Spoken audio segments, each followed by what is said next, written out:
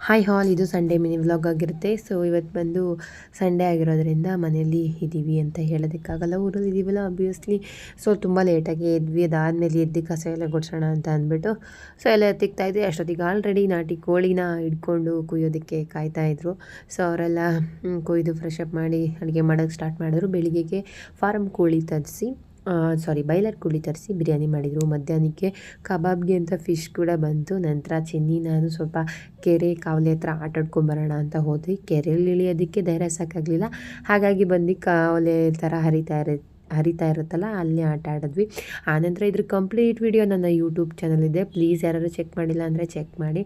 ಅಲ್ಲಿಂದ ಬಂದ ಮೇಲೆ ಎಣ್ಣೀರು ಕುಡಿಯೋಣ ಅಂತ ಹೋಗಿದ್ವಿ. ಸೊ ಎಣ್ಣೀರನ್ನೆಲ್ಲ ಕುಡ್ಕೊಂಡು ಮನೆಗೆ ಬರೋಷ್ಟೊತ್ತಿಗೆ ಬಿಸಿ ಮುದ್ದೆ ನಾಟಿ ಕೋಳಿ ಸಾರು ರೆಡಿಯಾಗಿತ್ತು. ಊಟ ಮಾಡಿಕೊಂಡು ಅರಿಶಿನ ಕುಂಕುಮ ತಗೊಂಡು ನಮ್ಮೂರಿಗೆ ಹೋಗಬೇಕಿತ್ತು. ಸೊ ಹಾಗಾಗಿ ಅಲ್ಲಿಗೆ ಹೋಗಿದ್ವಿ. ಇವತ್ತಿನ ದಿನ ಹೀಗಿತ್ತು.